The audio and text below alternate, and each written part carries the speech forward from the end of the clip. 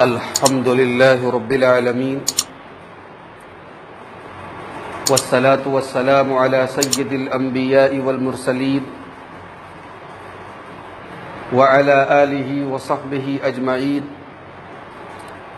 ومن تبعهم بإحسان إلى يوم الدين. أما بعد، فأعوذ بالله من الشيطان الرجيم. بسم الله الرحمن الرحيم. إنما الصدقات للفقراء والمساكين والعاملين عليها والمؤلفة قلوبهم وفي الرقاب والغارمين وفي سبيل الله وابن السبيل فريضة من الله والله سميع عليم. معزز حاضرین، وقت کا پہیہ بڑا تیزی سے گزرتا ہے. ابھی ہم اور آپ رمضان کا استقبال کر رہے تھے اور آج ہم اور آپ رمضان کے تقریباً آدھے مرحلے کو پار کر چکے ہیں اور اب یہ مبارک مہینہ اپنے دوسرے آدھے حصے میں داخل ہونے والا ہے.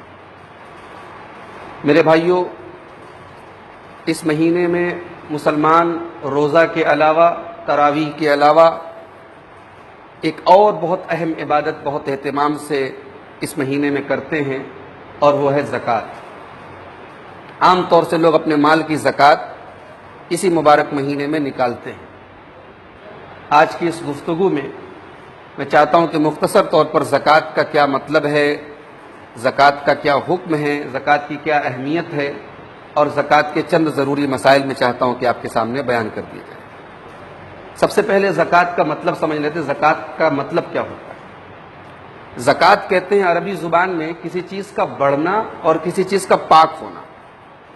دو مطلب ہوتا ہے، بڑھنا اور پاک ہونا. اور مال کی زکوٰۃ کو اسی لیے زکوٰۃ کہا جاتا ہے کیونکہ اس سے مال بڑھتا بھی ہے اور مال کے اندر تھوڑا اگر میل کچیل ہوتا ہے، یعنی انسان کو حکم دیا گیا وہ حلال طریقے سے کھائے اور کمائے، لیکن انسان کی پوری کوشش کے باوجود اگر کہیں سے اس کے اندر کچھ ایسے عناصر آ گئے ہوں جو صحیح نہیں تھے تو وہ جو میل کچیل ہے وہ زکوٰۃ کے ذریعے پاک ہو جائے. اس کا یہ قطعاً مطلب نہیں کہ آدمی جان بوجھ کر کے حرام کمائے اور زکوٰۃ کے ذریعے پاک ہو جائے، یہ مطلب نہیں ہے. تو مال کا جو میل کچیل ہے وہ پاک ہوتا ہے اور مال بڑھتا ہے، مال میں اضافہ ہوتا ہے. زکوٰۃ فرض ہے صاحب استطاعت کے اوپر. جس کے پاس اتنا مال ہے جس کے اندر زکوٰۃ فرض ہوتی ہے تو زکوٰۃ فرض ہے. زکوٰۃ اسلام کے 5 جو بنیادی ستون ہیں جن کے اوپر اسلام کی بنیاد ہے، ان 5 چیزوں میں سے اسلام میں تیسرے نمبر پر زکوٰۃ ہے. پہلے نمبر پر کلمہ توحید ہے، اللہ تعالیٰ کی توحید اور اللہ کے رسول کی رسالت کا اقرار. دوسرے نمبر پر نماز ہے اور تیسرے نمبر پر زکوٰۃ ہے. اسی لیے علماء کا اتفاق ہے کہ اگر کوئی آدمی زکوٰۃ کا انکار کرے، زکوٰۃ کو فرض نہ مانے تو وہ کافر ہو جاتا ہے. اگر کوئی آدمی زکوٰۃ کو فرض نہ مانے تو وہ کافر ہو جاتا ہے، اور اگر کوئی زکوٰۃ دینے میں آناکانی کرے تو بہت بڑا گنہگار ہے اور فاسق ہے اور گناہ کبیرہ کا مرتکب ہے. اللہ تعالیٰ نے قرآن میں اسلام اور کفر کے درمیان فرق کرنے والی چیز اسے زکوٰۃ کو قرار دیا. اللہ نے فرمایا سورہ حامیم السجدہ کے اندر، وَوَيْلٌ لِّلْمُشْرِكِينَ الَّذِينَ لَا يُؤْتُونَ الزَّكَاةَ وَهُمْ بِالْآخِرَةِ هُمْ كَافِرُونَ. مشرکوں کے لیے بربادی ہے جو اپنے مال کی زکوٰۃ نہیں دیتے اور آخرت کا انکار کرتے ہیں. گویا زکوٰۃ نہ دینے والوں کو اللہ تعالیٰ نے مشرک اور کافروں کے ساتھ گردانا ہے. یہ زکوٰۃ کی اہمیت ہے. زکوٰۃ دینے سے ہمارے مال میں برکت ہوتی ہے. اللہ تعالیٰ نے فرمایا سورہ سبا کے اندر، وَمَا أَنفَقْتُم مِّن شَيْءٍ فَإِنَّ اللَّهَ يُخْلِفُهُ وَهُوَ خَيْرُ الرَّازِقِينَ. تم جو بھی اللہ کی راہ میں زکوٰۃ دیتے ہو، اللہ اس کا بہترین بدلہ تمہیں دیتا ہے اور اللہ سب سے بہترین روزی دینے والا ہے. اللہ تعالیٰ نے سورہ بقرہ میں فرمایا قرآن کریم کے 3 پارے میں، مَثَلُ الَّذِينَ يُنْفِقُونَ أَمْوَالَهُمْ فِي سَبِيلِ اللَّهِ كَمَثَلِ حَبَّةٍ. جو لوگ اللہ کی راہ میں زکوٰۃ دیتے ہیں، صدقہ دیتے ہیں، ان کی مثال اس دانے کی طرح ہے، انبتت 7 سنابل، ایک دانے سے 7 بالیاں نکلتی ہیں، فی کل سنبلۃ 100 حبہ، اور ہر بالی کے اندر 100 دانے ہوتے ہیں. گویا ایک دانے سے 700 دانے نکلتے ہیں. تو اللہ کی راہ میں اگر کوئی آدمی 1 روپیہ خرچ کرتا ہے تو کم سے کم اس کو 700 گنا اس کو اللہ تعالیٰ کی طرف سے اس کا ثواب دیا جاتا ہے، اور 700 گنا تک دنیا میں بھی اس کو دیا جاتا ہے۔ تو یہ بات یاد رکھیے کہ زکوٰۃ دینے سے مال گھٹتا نہیں ہے، مال بڑھتا ہے۔ ہاں، زکوٰۃ نہ دینے سے دنیا میں بھی بربادی ہے اور آخرت میں بھی بربادی ہے۔ اللہ نے فرمایا سورہ آل عمران کے اندر، وَلَا يَحْسَبَنَّ الَّذِينَ يَبْخَلُونَ بِمَا آتَاهُمُ اللَّهُ مِنْ فَضْلِهِ هُوَ خَيْرًا لَّهُمْ۔ جو لوگ اللہ کے مال میں کنجوسی کرتے ہیں اور اللہ کی راہ میں زکوٰۃ نہیں نکالتے، وہ یہ نہ سمجھیں کہ وہ زکوٰۃ نہ دے کر کے اچھا کر رہے ہیں، بل هُوَ شَرٌّ لَّهُمْ، وہ برا کر رہے ہیں۔ سَيُطَوَّقُونَ مَا بَخِلُوا بِهِ يَوْمَ الْقِيَامَةِ، ان کا مال ان کے گردن میں قیامت کے دن طوق بنا کر کے ڈالا جائے۔ میرے بھائیوں، اللہ کے رسول صحیح بخاری اور صحیح مسلم کی حدیث میں کہتے ہیں کہ جو اپنے مال کی زکوٰۃ نہیں نکالتا، اس کا مال ایک گنجے سانپ، گنجا سانپ جو ہوتا ہے وہ زیادہ زہریلا ہوتا ہے، گنجے سانپ کی شکل میں، جس کی آنکھوں کے پاس 2 کالے دھبے ہوتے ہیں، اس کی شکل میں اس کے گردن میں آ کے لپٹ جائے گا اور کہے گا انا کنزک انا مالک، میں ہوں تیرا خزانہ، میں ہوں تیرا مال، تو میری زکوٰۃ نہیں نکالتا تھا۔ اللہ تعالیٰ نے فرمایا سورہ توبہ کے اندر، والذین یکنزون الذهب والفضة ولا ينفقونها فی سبیل اللہ فبشرهم بعذاب علیم۔ جو لوگ اپنے گھروں میں سونا اور چاندی بھرتے ہیں اور اس کی زکوٰۃ نہیں نکالتے، انہیں دردناک عذاب کی بشارت دے دو۔ یوم یحمى علیہا فی نار جہنم فتقوی بہا جباہہم وجنوبہم وظہورہم، قیامت کے دن ان کے سونے اور چاندی کے زیورات کو اور سونے چاندی کے سامانوں کو جہنم کی آگ سے تپایا جائے گا، اور پہلے ان کے ماتھے کو داغا جائے گا۔ کسی ضرورت مند کو دیکھ کر سب سے پہلے ایک بخیل آدمی کے ماتھا سکڑتا ہے، پہلے پیشانی پر بل پڑتا ہے، تو اللہ پہلے ماتھے کو داغے گا، وجنوبہم، اور پہلو کو داغے گا۔ انسان کسی ضرورت مند کو دیکھ کر کے پہلو دکھاتا ہے، گھوم جاتا ہے، تو پہلو کو داغا جائے گا، وظہورہم، اور پیٹھ کو داغا جائے گا، کیونکہ پیٹھ دکھا کے بھاگ جاتا ہے۔ تو پیشانی کو، پہلو کو، اور اسی طریقے سے پیٹھ کو داغا جائے گا اور کہا جائے گا ھذا ما کنزتم لانفسکم، یہی ہے وہ خزانہ، یہی ہے وہ مال جو تم جمع کرتے تھے، فذوقوا ما کنتم تکنزون، تو آج اس کا مزہ تم چکھو۔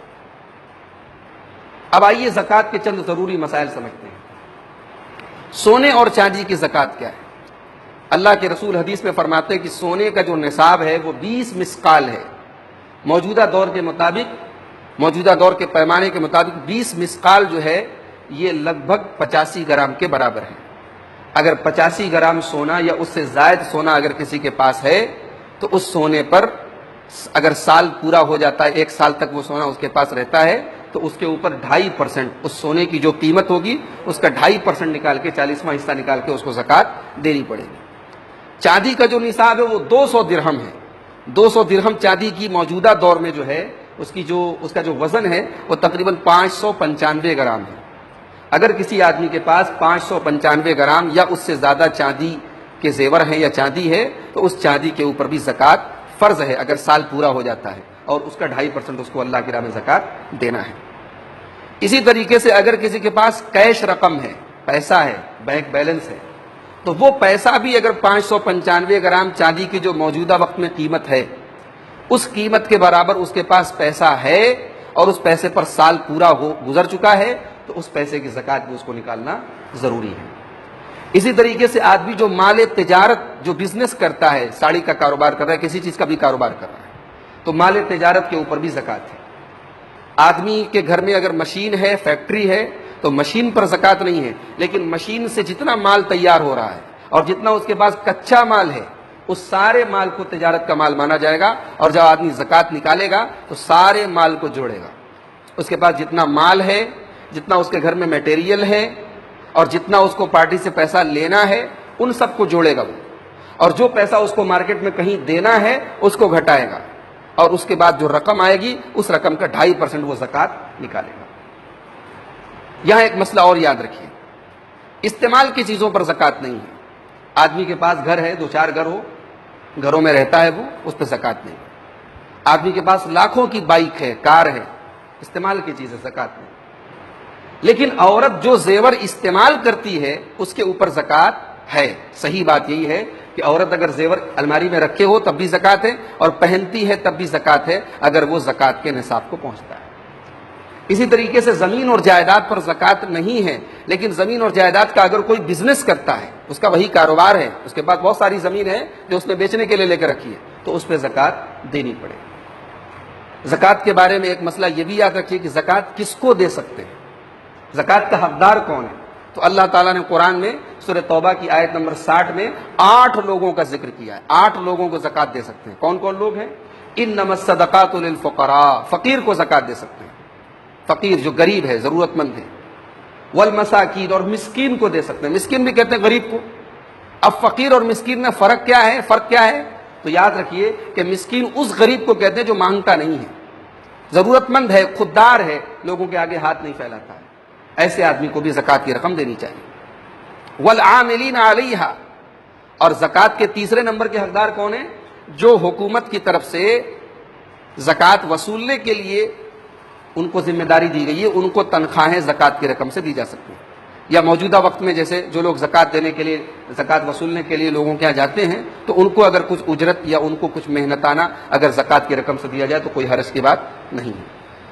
نمبر 4, والمؤلفۃ قلوبہم, جو لوگ نئے نئے مسلمان ہوئے ہیں اور ان کو اسلام پر جمانے کے لیے ان کو کچھ پیسہ دے کر کے, وہ غریب بھی ہیں, ان کی مدد کر دی جائے تو یہ جائز ہے, وہ بھی زکوٰۃ کی رقم سے دے سکتے ہیں. یا کوئی غیر مسلم ہے جو اپنے علاقے میں دبنگ ہے اور اس کو کچھ پیسہ کھلا دیا جائے تاکہ وہ اپنے علاقے کے مسلمانوں کو تکلیف ہونے سے بچا کے رکھے, تو ایسے غیر مسلم کو بھی زکوٰۃ کی رقم دے سکتے ہیں. اور نمبر 5, وفی الرقاب, لوگ جو غلام ہوتے تھے پہلے کے زمانے میں, غلاموں کو آزاد کرنے میں زکوٰۃ کی رقم. آج تو غلام نہیں ہے, تو آج اگر کوئی بے قصور جیل میں ہے, کوئی مسلمان بے قصور جیل میں ہے, تو اس بے قصور کو چھڑانے کے لیے اور اس کے قانونی کارروائی کے لیے بھی زکوٰۃ کی رقم دے سکتے ہیں. اور نمبر 6, والغارمین, قرض دار, کوئی بیچارہ بہت قرض دار ہو گیا, قرض کی ادائیگی نہیں کر پا رہا ہے, اس کے قرضے کی ادائیگی بھی زکوٰۃ کی رقم سے دے سکتے ہیں. اور نمبر 7, وفی سبیل اللہ, اللہ کی راہ میں. اللہ کی راہ میں سے کیا مراد ہے؟ اللہ کی راہ میں جہاد ہو رہا ہو تو اس میں بھی زکوٰۃ کی رقم دے سکتے ہیں. اور موجودہ وقت میں دعوت و تبلیغ جو ہو رہی ہے, دین کو پھیلانے کا جو کام ہو رہا ہے, اس کا بھی مقصد دین کو بلند کرنا ہے, اللہ کے کلمے کو بلند کرنا ہے, تو دعوت و تبلیغ کی راہ میں بھی زکوٰۃ کی رقم دے سکتے ہیں. اور نمبر 8, وابن السبیل, جو مسافر ہے, اپنے گھر میں چاہے پیسے والا ہو لیکن مسافر ہے اور سفر میں اس کے پاس پیسہ نہیں, ضرورت مند ہے, اس کی مدد ہم زکوٰۃ کی رقم سے کر سکتے ہیں. فریضۃ من اللہ, یہ اللہ تعالیٰ کی سب سے زکوٰۃ یہ فرض ہے. تو یہ ٹوٹل 8 مصارف ہیں. مسجد میں زکوٰۃ کی رقم نہیں دے سکتے, یاد رکھیے آپ, مسجد میں زکوٰۃ کی رقم نہیں دے سکتے, اس لیے کہ ان 8 مصارف میں مسجد شامل نہیں ہے. سڑک تعمیر ہو رہی ہے, کنواں تعمیر ہو رہا ہے, مسلمانوں کی ضرورت کی کوئی چیز بن رہی ہے, اس میں زکوٰۃ کی رقم نہیں دے سکتے. زکوٰۃ انہی 8 لوگوں کو دی جائے گی. موجودہ وقت میں ہم جانتے ہیں لاک ڈاؤن کی وجہ سے ایک بڑی آبادی لقمے کی محتاج ہے, لقمے کی محتاج ہے. اچھے لوگوں کے گھروں میں اب حالات یہ ہو گئے ہیں کہ ان کے پاس اپنے بچوں کی اور اپنے گھر کی ضروریات پورا کرنے کے لیے پیسے نہیں ہیں. بھائی ظاہر سی بات ہے, رمضان کا مہینہ ہے, ضرورت کی چیزیں تو سب کو چاہیے نا, سحری کرنے کے لیے, افطار کرنے کے لیے ضرورت کی چیزیں تو سب کو چاہیے, اور کاروبار اور روزی روٹی کے سارے وسائل بند ہیں. ایسے موقع پر ان ضرورت مندوں کی مدد ہم زکوٰۃ کی رقم سے کر سکتے ہیں, بلکہ ہمیں کرنی چاہیے. اور ایک اور پیغام میں آپ کو دینا چاہوں گا کہ اس بار ہم سب یہ طے کر لیں کہ ہم انشاءاللہ عید انتہائی سادگی کے ساتھ منائیں. ویسے بھی پوری اس بات کی امید ہے کہ عید کی نماز عیدگاہ کے اندر نہیں ہوگی. اگر لاک ڈاؤن کھل بھی گیا تو اس بات کی کوئی امید نہیں ہے کہ حکومت اجازت دے گی کہ لوگ عید کی نماز کے لیے اکٹھا ہوں. جیسے مسجدوں میں 4-5 لوگوں کو اجازت ہے, شاید ویسی اجازت عیدگاہ کے اندر ملے. تو ہمیں عید کی نماز ویسے بھی گھر پڑھنی پڑے گی, تو ہم فضول کے شوق کے چکر میں نہ پڑیں. نیا کپڑا, نیا جوتا, نئی چیزیں لینے کی قطعاً کوئی ضرورت نہیں. ہمارے بھائی بھوکے مرے, ہمارے بھائی لقمے کے محتاج ہو, اور ہم نئے کپڑے اور نئے جوتوں کے چکر میں پڑیں, یہ بالکل میرے بھائیوں زیب نہیں دیتا. دوسری بات یہ کہ اگر حکومت کی طرف سے ڈیل بھی دے دی گی, مارکیٹ کھل بھی جائے, کپڑے کی دکانیں کھل بھی جائیں, اور ہم وہاں جا کے بھیڑ لگا لیں اور اللہ نہ کرے یہ بیماری پھر پھیل جائے, تو آپ نے میڈیا کا انداز دیکھا, تبلیغی جماعت کو بنیاد بنا کر کے اور تبلیغی جماعت کے اوپر جھوٹا الزام لگا کر کے کیسے پورے ہندوستان میں نفرت کا زہر بو دیا گیا. میڈیا تیار بیٹھا ہوا ہے, میڈیا تیار بیٹھا ہوا ہے, فرقہ پرست لوگ تیار بیٹھے, ہماری ایک غلطی سے تل کا تاڑ بنانے کے لیے وہ تیار بیٹھے. ہم اس بات کی کیا گارنٹی دے سکتے ہیں کہ مارکیٹ میں ہم بھیڑ لگائیں گے اور یہ بیماری نہیں پھیلے گی اور لوگ سوشل ڈسٹینسنگ بنا کے رکھیں گے؟ اس بات کی کوئی گارنٹی نہیں. لہٰذا خود بھی اور اپنے گھر کی عورتوں کو سختی سے تاکید کیجیے کہ کوئی ضرورت نہیں مارکیٹ میں جانے کی, اپنی ضرورت کی چیزیں گھر میں لائیے جو کھانے پینے کی ہیں, پرانے کپڑوں میں عید منا لو میرے بھائیوں، پرانے جوتے چپل میں عید منا لو، اور اس بار جو رقم بچے اس رقم سے اپنے ضرورت مند بھائیوں کی مدد کرو جو زیادہ حقدار ہیں۔ ہمیں اپنی اور اپنے بھائیوں کی صحت بچانا اور اپنی اور اپنے بھائیوں کی مدد کرنا یہ زیادہ اہم ہے اس بات سے کہ ہم نئے کپڑوں میں عید منائیں۔ زکوٰۃ کے تعلق سے ایک بات اور بتا دینا ضروری سمجھتا ہوں کہ زکوٰۃ ہم کسی ایسے رشتہ دار کو نہیں دے سکتے جس کی ذمہ داری ہمارے اوپر ہے۔ جیسے اولاد ہے، اولاد کو باپ زکوٰۃ نہیں دے سکتا کیونکہ باپ کے اوپر اولاد کی ذمہ داری ہے۔ اولاد اپنے ماں باپ کو زکوٰۃ نہیں دے سکتی کیونکہ ماں باپ کی ذمہ داری اولاد کے اوپر ہے۔ لیکن ہاں، اگر بیوی کے پاس زیورات ہیں اور وہ زیورات اتنے ہیں کہ ان کے اوپر زکوٰۃ فرض ہوتی ہے اور شوہر حالات کے تحت اتنا ضرورت مند ہے کہ وہ زکوٰۃ کی رقم لے سکتا ہے، تو بیوی اپنے ہی زیور کی زکوٰۃ اپنے شوہر کو دے سکتی ہے۔ تھوڑا سا عجیب لگ رہا ہوگا کہ بھئی بیوی اگر زکوٰۃ دے گی شوہر کو تو وہ تو خرچ ہوگی بیوی کے اوپر، تو کوئی مسئلے کی بات نہیں، کوئی حرج کی بات نہیں۔ حضرت عبداللہ ابن مسعود رضی اللہ تعالیٰ عنہ کی بیوی حضرت زینب، یہ بخاری کی روایت ہے، مسلم کی روایت ہے، وہ اللہ کے نبی کے پاس آئیں اور کہنے لگی، اے اللہ کے نبی، آپ نے کہا ہے کہ صدقہ کرو، زکوٰۃ دو، تو میرے گھر میں کچھ سونا تھا، میں نے سوچا کہ زکوٰۃ نکالوں، تو میرے شوہر عبداللہ ابن مسعود کہہ رہے ہیں کہ وہ اور ان کے بچے، یعنی میرے شوہر اور میرے بچے یہ زیادہ حقدار ہیں اس کے، تو اے اللہ کے نبی کیا میں اپنے شوہر کو دے دوں وہ زکوٰۃ وہ صدقہ؟ تو اللہ کے رسول نے فرمایا کہ عبداللہ ابن مسعود صحیح کہہ رہے ہیں، تمہارے اس مال کے سب سے زیادہ حقدار تمہارے شوہر اور ان کے بچے ہیں۔ تو معلوم یہ ہوا کہ بیوی کے پاس اگر اتنا زیور وغیرہ ہے، یعنی اسلام میں ایسی چیز ہو سکتی ہے جو بیوی جس کی مالک ہے، بھئی بیوی کے پاس کچھ گہنا ہے، مالکن اس کی بیوی ہے، تو اس زیور کی زکوٰۃ بیوی اگر چاہے تو اپنے شوہر کو، اگر شوہر ضرورت مند ہے تو دے سکتی ہے، یہ بات یاد رکھیں۔ اسی طریقے سے اگر داماد غریب ہے، داماد اگر ضرورت مند ہے تو سسر اپنے بیٹی کو تو نہیں دے گا لیکن اپنے داماد کو، اب داماد اپنی بیوی پر بھی خرچ کرے گا تو کوئی حرج کی بات نہیں ہے، لیکن وہ سسر اپنے داماد کو زکوٰۃ کی رقم دے سکتا ہے اگر وہ حقدار ہو۔ تو یہ مسائل تھے، چند ضروری مسائل زکوٰۃ کے تعلق سے۔ آئیے ہم اللہ سے دعا کریں رب العالمین ہمیں اپنے مالوں کی صحیح طریقے سے زکوٰۃ ادا کرنے کی توفیق عطا فرمائے۔ رب العالمین ہمارے تمام عبادتوں کو، ہماری نماز، روزہ، تراویح اور زکوٰۃ، تمام قسم کی عبادتوں کو قبول فرما لے، ہمیں ریاکاری سے بچائے، ہمیں للہیت اور اخلاص کی توفیق دے۔ رب العالمین اس وبا سے جلد ہم سب کو راحت دے۔ رب العالمین تمام بیماروں کو شفا دے۔ رب العالمین تمام مجبوروں کی مدد فرمائے، جو بھی اس لاک ڈاؤن کی وجہ سے مجبور ہیں، ان کے گھر میں محتاجگی ہے، اللہ تعالیٰ ان کے فضل و کرم سے ان کو بے نیاز کر دے، ان کو وسعت دے دے۔ رب العالمین سب کے گھروں میں کھانے پینے کی ضروری چیزوں کو مہیا فرما دے۔ رب العالمین معاشرے کے جو دولت مند لوگ ہیں، جو مالدار لوگ ہیں، اللہ ان کو غریبوں کی اور ضرورت مندوں کی مدد کرنے کی توفیق عطا فرمائے۔ رب العالمین ہمارے روزی روٹی کے وسائل کو پھر سے بحال کر دے، ہمارے گھروں کے کام دھندوں کو پھر سے شروع کر دے۔ رب العالمین ہمارے اوپر جو یہ وبا اور مجبوری اور بیماری ہے، اے اللہ تو اس کو جلد سے جلد اٹھا لے، اور جب تک ہمیں دنیا میں زندہ رکھ، اسلام پر زندہ رکھ، اور ہم سب کا خاتمہ ایمان پر ہو۔ وآخر دعوانا ان الحمد للہ رب العالمین۔ الحمد للہ کفا وسلام علی عبادہ الذین اصطفى، اما بعد فاعوذ باللہ من الشیطان الرجیم، بسم اللہ الرحمن الرحیم۔ ان اللہ وملائکتہ یصلون علی النبی یا ایہا الذین آمنوا صلوا علیہ وسلموا تسلیما۔ اللہم صل علی محمد وعلی آل محمد کما صلیت علی ابراہیم وعلی آل ابراہیم انک حمید مجید۔ اللہم بارک علی محمد وعلی آل محمد کما بارکت علی ابراہیم وعلی آل ابراہیم انک حمید مجید۔ اللہم ارفع عنا ھذا البلاء عن جمیع المسلمین۔ اللہم ارفع عنا ھذا البلاء وعن جمیع المسلمین۔